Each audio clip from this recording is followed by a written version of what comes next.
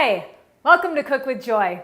I'm Joy Kelly and this is my cooking show, hence it is my favorite cooking show and I hope it's becoming your favorite cooking show. It's my favorite cooking show. Of course you'd say that. You get to eat all the food. And we do try to make the most delicious, nutritious food that you could possibly imagine and we're doing a pretty good job this season.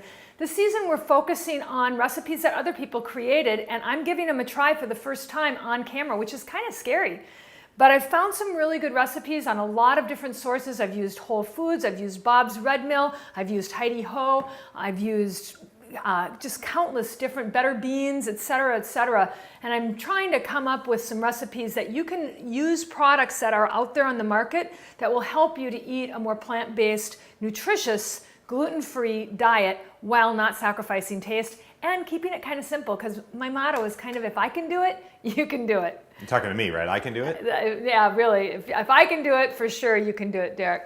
Last season we started out with my favorite oatmeal recipe. I call it the best darn oatmeal you've ever had, and I really stand by that. However, a lot of people have written into me asking me to do something with steel-cut oats. For some reason, steel-cut oats are considered the Cadillac of oats. Not that Cadillac is anything compared to my Tesla, right? But it's the Tesla of oats. It's the Tesla of oats, yes. So let's try a recipe with Bob's Red Mill steel-cut oats, and we're also going to use this Heidi Ho, my new favorite, new Chev cheese, and it's making everything taste great, so I'm in love with it. First thing we're going to do is start with the oats. This recipe calls for toasting the oats before we cook them, so we're going to do that. And we need a cup of oats, and we're just going to toast these in a really heavy skillet. Okay, and we're just going to pour this into the skillet. I'm going to get that pretty hot because we just want to toast it. And the thing when you toast stuff, this is always tricky for me, is like, how do you get it brown without burning it, right? Right. All right, well that's heating up. I'm going to get out another big skillet that we're actually going to put the oats into with the liquid. Do you put any liquid at all into the pan with the oats? Not with the oats, no. We're going to put these into a different pan, and I probably should have read further along in the recipe so that I would have had this pan out ready. But here it is. Now the recipe calls for 3 cups of water. I'm going to use apple juice just like I did in my best darn oatmeal, because when you put apple juice in as a base, it makes everything taste better. And for a lot of kids and adults, they want something that's sweet. So I'm adding 3 cups of apple juice, and I'm adding a cup of almond milk. Now my husband just informed me that no longer can you call almond milk milk. You must call it almond beverage. There are a lot of different almond beverages on the market. This is a shelf-stable version, and this is one that needs to be refrigerated. I would have thought that this would have had more ingredients in it because it has to have chemicals in it to keep it shelf-stable, but ironically, this one had more ingredients in it than this one did. So I'd need to investigate that a little bit more. The best way to make sure that your almond milk is pure is make it yourself, but it is kind of time consuming. You've got to soak the almonds, peel the little things off of them, squeeze it through a nut bag, and I personally don't take the time to do that because we go through a lot of almond milk. But almond beverage, but you may want to try that yourself if you really want to be a purist. I'm going to add a cup of this almond beverage, and I want to show you the difference. Now I used a dry measuring cup to pour that into, and it's a little bit shy of a cup. Dry ingredients get measured in this kind of a cup, and wet ingredients get measured in this kind of a cup. And Derek, I know you know that now. I'm going to add it to the apple juice, and then I'm going to shake these oats to make sure that I don't burn them, that I'm just toasting them lightly. And you know that you've got them toasted when you can start to smell them. And that's very interesting that they want to do that first. I've never heard of that with making oatmeal, but who knew?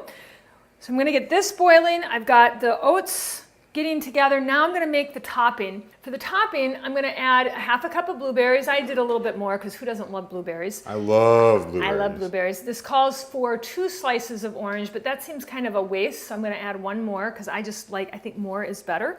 And I'm also going to add some of this new Chev Heidi Ho cheese. Like I said, this seems to be making everything in my world be better. I love this. Love, love, love it. So it calls for ½ of a cup, and that's going to be about ½ of a container. So the only drawback of this stuff is that you could spend your whole paycheck on this cheese because it's that good. We're going to add a little splash of vanilla, and then I want to check on my oats. They're almost ready. Can you smell that? Smells amazing. And I'm going to add a touch of salt to this little mixture. I don't know what it is, but every recipe calls for a touch of salt. You always use sea salt? I do. I like to use sea salt. Once in a while, a recipe will call for kosher salt. I'm not quite sure why, but sometimes they do. So I'm going to get this going. Is that a new food processor? This is not a new food processor. This is the same food processor. And I think I'm going to turn these oats off just because I'm afraid of getting them too well done. Okay, so it looks like they're pretty toasted. Like I said, this is the first time I've done this, but they smell toasted and they look toasted. I'm going to add that to the apple juice and almond milk, almond beverage mixture. And wow, that's going crazy. When I added them, it's like going pop, pop, pop, pop, pop. I'm going to stir that up, and I'm just going to let that simmer covered for 20 minutes. I'm going to reduce the heat, and I'm going to cover them. And I'm going to set my handy dandy timer for about 20 minutes. Okay, it's been 20 minutes, and let's have a look. I have stirred it a couple of times, and it's interesting because I'm going to shut it off. It's really interesting that the amount of liquid that this calls for, I realize, is the same amount that my recipe calls for, 4 cups of liquid. Now, I put in 3 cups of apple juice and a cup of almond milk. In my recipe, I use 4 cups of apple juice, but I use 3 cups of oats, and this only uses 1 cup. Let me show you, it's not quite a lot. I really expected it to, well, what was I expecting from a cup of oats? I don't know, I thought magically they would turn into a much higher volume, but that was a lot of liquid, and I guess because you have to cook them for so long, that's why you need that much. And in retrospect, I would probably cut my apple juice down by about half, and I'd probably use 1.5 cups of apple juice and 1.5 cups of water, and then that cup of almond milk. Let's set that back on the stove. What would cutting it with water do to the taste? Well, it would cut it the sweetness, and we're going to taste this in a little bit, but I bet you it's going to be a little bit condensed and sweet, which little kids might like, and we'll taste what the topping's going to taste like. But I really like to avoid having to add sugar to the top of any oatmeal or any cereal, so we'll taste it. I know that you will be the best judge of that, Derek, so I'm going to turn the food processor on. And you know what? It's really important to put the blade in the food processor. Well, you know, it is a new food processor. It's hard to learn some of the intricacies of it. It's not a new food processor. But here's the thing. I'm going to have to dump everything out because you can't put the blade back on top without doing that. But you know, if I didn't screw something up, it wouldn't be my show, right? So put the blade in. And then we'll add. You want me to edit that out? No, that's okay. You can leave it in there. I'm okay being vulnerable. Let's just put that top on, and here we go.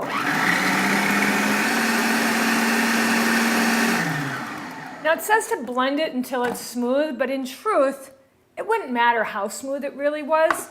And it's kind of smooth, but you can see the flecks of the blueberries still in it. And I think it's fine. It says you could add some almond milk to it, almond beverage to it if you wanted to, but I'm not going to. I think it looks good just like it is. I'm just going to stir it up a little bit. Then we're going to put a little bit of oatmeal into the bowl. I think this is going to be pretty good. In my recipe, I put in vanilla and I put cinnamon and I put a little nutmeg, so it's a different flavor, and I'm going to be really curious to see what we think about this, Derek. Let's add a little bit of the topping. I'm really, really, really curious to taste this topping. I kind of want to just eat it right out of the bowl.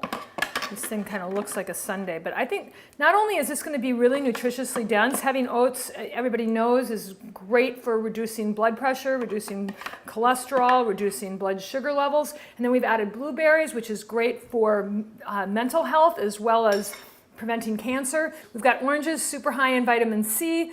This is just really a power-packed dish. And should I try it first? How is it? I'll taste it. I'll tell you. Hold on. Wow, that's really unusual. Unusual? Mm-hmm. Okay, give me from 1 to 10, scale of 1 to 10. I think it's a 10, maybe a 9.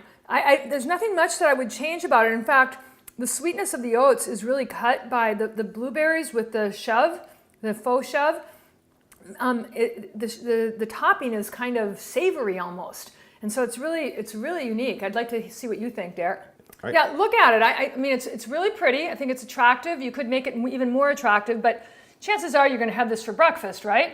So I'm curious to see what you think about it, Derek. I think it's really good. One thing I want to add is that Bob's Red Mill has been around forever, and they make a variety of grains. I really recommend their products highly. And I think they sell their stuff in bulk as well, but definitely in packages. They've been doing this forever and ever.